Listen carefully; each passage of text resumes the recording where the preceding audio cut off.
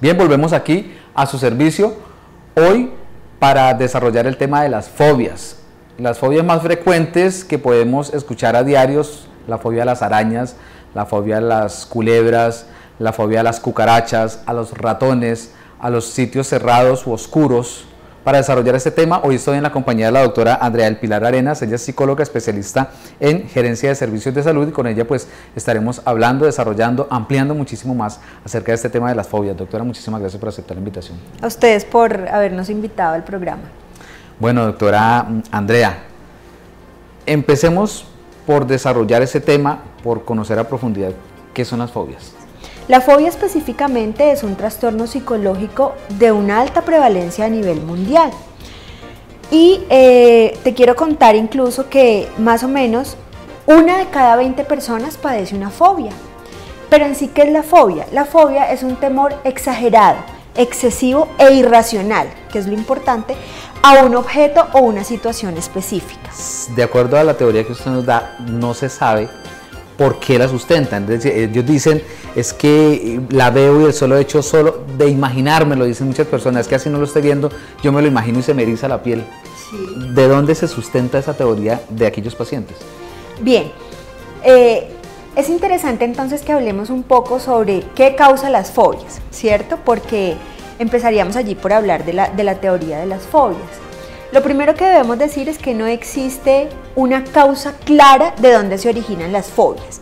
La persona que padece la fobia no sabe que eso es una fobia, ¿cierto? Digamos que la fobia es el nombre técnico que se le da en el lenguaje médico y psicológico a ese temor excesivo e irracional. Lo primero, no existe una causa clara de ello, ¿cierto? Usualmente se dice, de acuerdo con los estudios, que ese miedo irracional se genera en la infancia.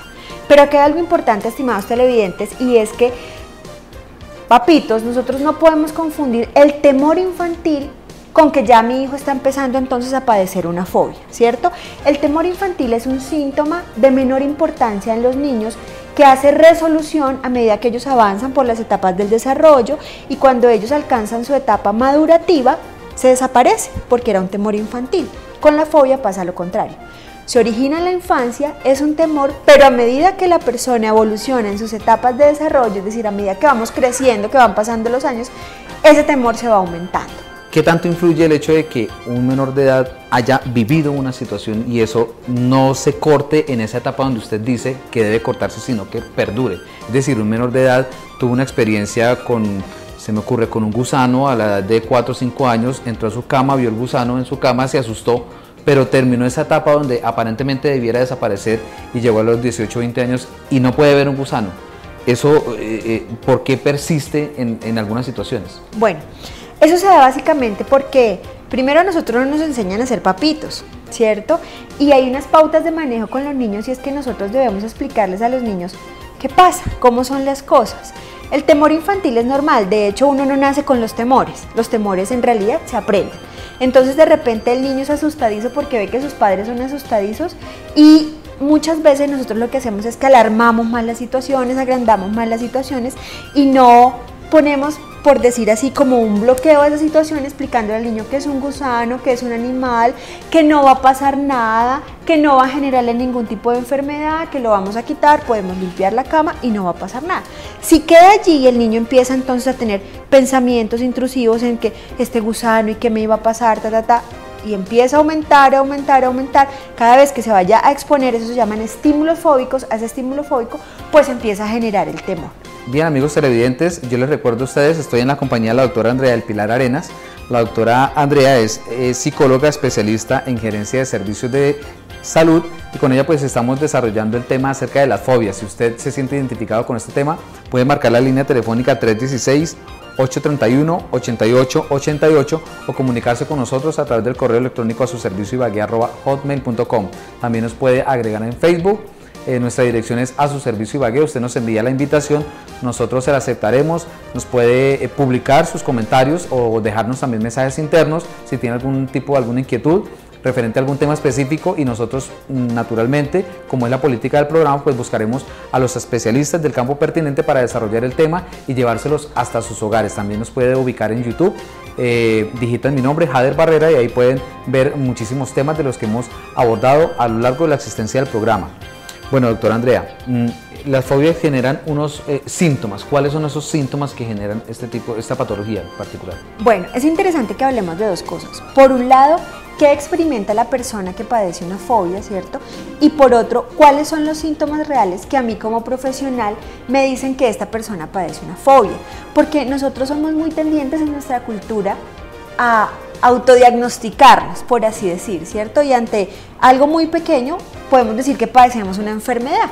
Entonces, lo primero que vamos a hablar es, bueno, yo si tengo una fobia, ¿qué síntomas tengo? ¿Qué experimento? ¿Qué pasa con mi cuerpo, con mi mente?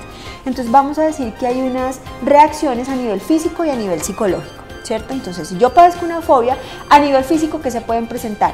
Temblores, mareo, sudoración, palpitaciones, incluso muchas veces hay personas que la fobia les genera reacción de vómito, ¿sí? Porque el temor es muy excesivo. Y a nivel psicológico, entonces experimenta ansiedad, temor, hay unas reacciones y unos impulsos emocionales muy altos y la gente incluso muchas veces entra en ataques de pánico.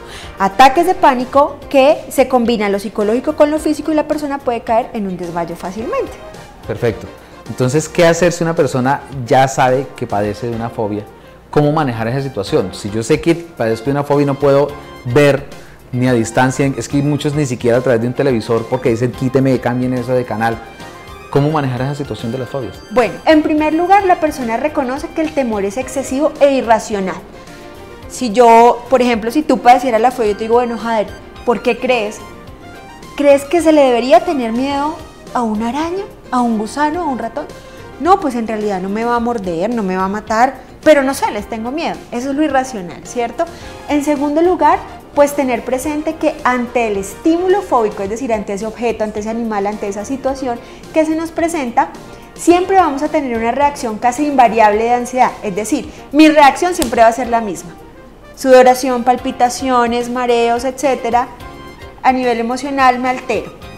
Otra es que evidentemente la persona evita a toda costa esa situación, ¿cierto? El comportamiento de evitación es un síntoma que a nosotros nos dice mucho de que evidentemente es una fobia.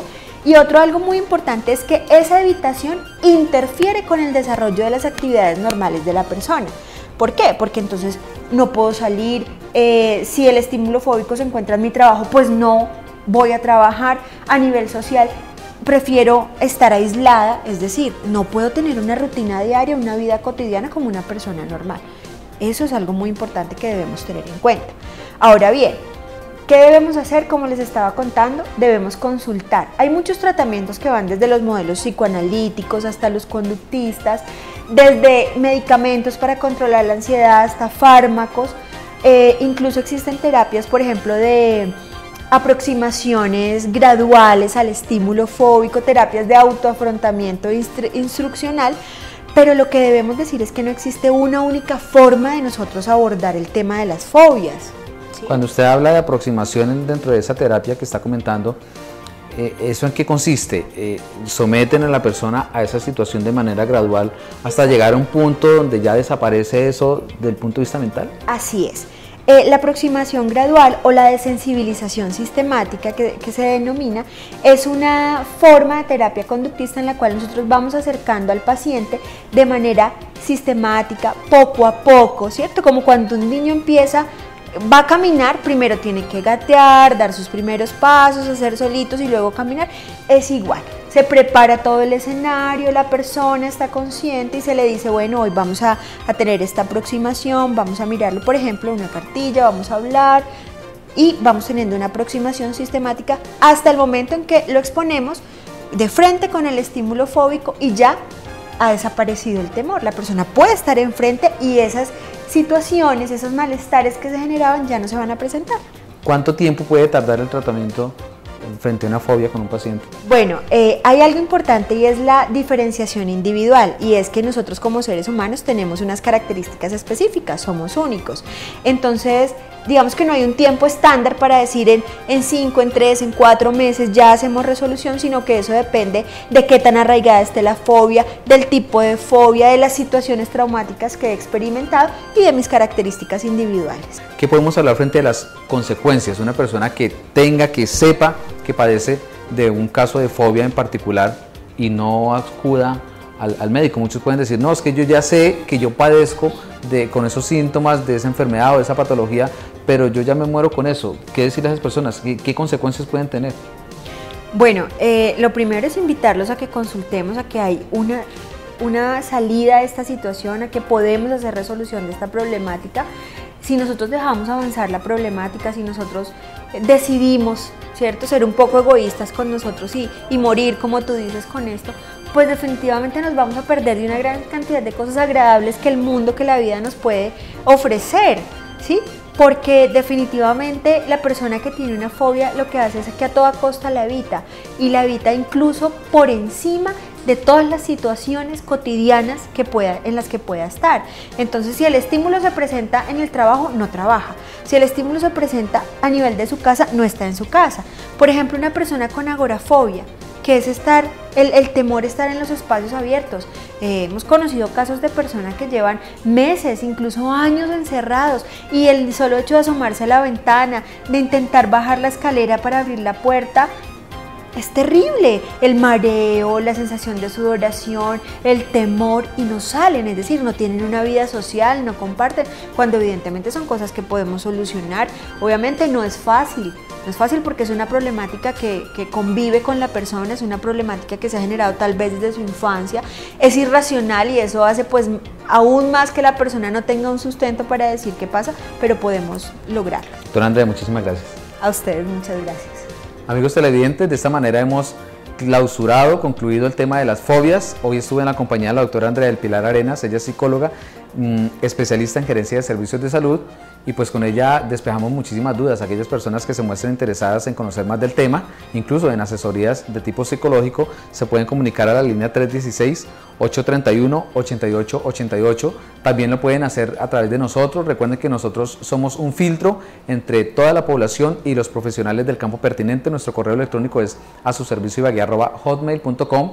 Nos puede agregar en Facebook, aparecemos como A Su Servicio Ibagué. Usted cada 8 días puede conocer información diferente acerca de diversos temas relacionados con el campo de la medicina y la salud, o también nos puede buscar en YouTube. Ahí digita Jader Barrera, aparecen varias opciones, una de ellas usted clichea y puede ver toda la información, los diferentes programas que hemos emitido a lo largo de la existencia del mismo.